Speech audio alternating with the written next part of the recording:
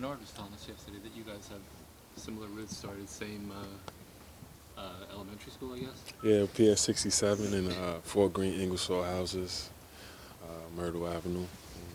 He's a legend. It's finally, I was just telling him it was good to finally meet him. He's like he's he's just a legend. You hear about him growing up, but you never really get a chance to see him. I never really got a chance to meet him. So you hear about just the goal of just getting to the NBA, hopefully being your name, being just put in the same category like as him, just being from Fort Greene, and finally get a chance to meet him. It's awesome. How much do you think it helps guys like RJ and Kevin to talk to him this week? It's good. It's good. It's good for you when you got the old Knicks legends coming back and just talking to the guys and giving them more encouragement. You knew as like a young kid that like he grew up in your building. Like, was that something?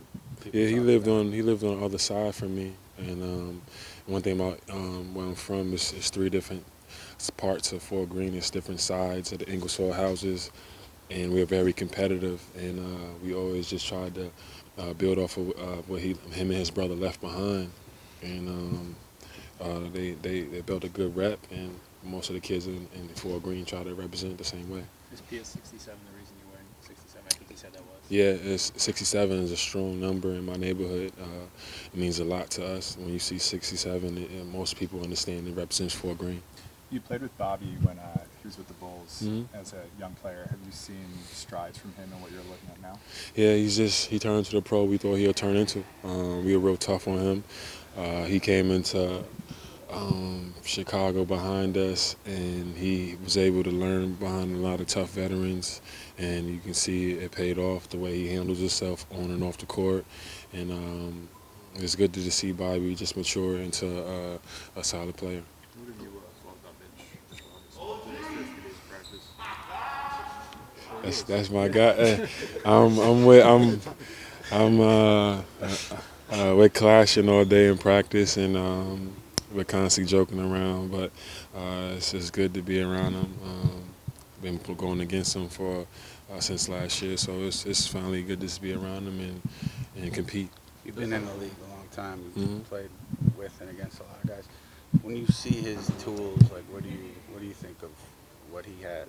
He has a lot more to offer than what you see. He's only scratched the surface. Right now, he's real talented, real athletic, but he shows a lot more in practice. He can shoot the ball. He's a great shot blocker, but he has so much more to offer, and it's up to us to just bring it out of him. Yeah, the NBA's been getting smaller the last few years, but I think teams you've been on their Timberwolves have maintained like playing a big type of style, playing two bigs at once. You guys signed, obviously 3 or 4 power forwards in the summer, guys who play center too. What do you think is the advantage of being able to play big when the league is going smaller? I think the advantage with our group of guys is guys that can guard multiple positions and play different positions. One thing about having Coach Fizz, he's allowing the guys to dribble the ball, bring up the ball if need be. As far as we got a lot of guys who can rebound the ball and actually push in 3-on-1, 2-on-1 position situation. So. Fizz been great with just expanding guys' game. He's not putting guys in categories, and that's where the new style of play is, not putting anybody in category, just developing guys' games. Marcus was saying the other day, talking about team identity, he wants old Knicks to be back, no one coming into the Garden disrespecting the place. As a New York guy, does that resonate with you at all? Is that something that you agree with? That's what, yeah, I agree with that. You know what I'm saying? But that's the goal. But right now, we're just working out kinks. That's the strive to be an everyday kind of tough practice team. It starts in practice. It starts with pushing each other and holding guys accountable. And that's what we're trying to do right now. And it's early, but that's the kind of motto we've been doing in the last few days. And we're just going to keep getting better. Did you watch a lot of those 90s Ewing Oakley Knicks? That's the only thing I knew growing up. We didn't really have many other options. That's the one thing we would watch. We would watch Knicks summer basketball. We would watch Knicks all year long. So that's what we was accustomed to watching was tough style basketball. Coming out of all the years with Tibbs, where defense was, what was stressed, is that something that you're taking control of here? Is preaching defense to the guys? I'm just going out there, just being a veteran, just other than trying to preach defense, is preaching how to be a professional. Go out there and not just out in the game, but just taking every day and taking every moment that you come and get ready and suit up in the locker room. Go out there, get extra shots. Go out there, handle what you have to handle. Take care of your body, but then compete against each other.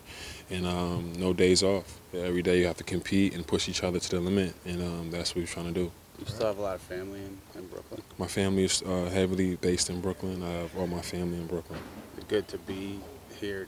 Have you gotten a chance to see them more often, spend time with them more often? Yeah, I see them, but I try to stay away right now. I'm just focusing on the group that we have here. This is basically my other family because we're around each other basically more than our family. So I'm just trying to be based with these guys right here and build camaraderie.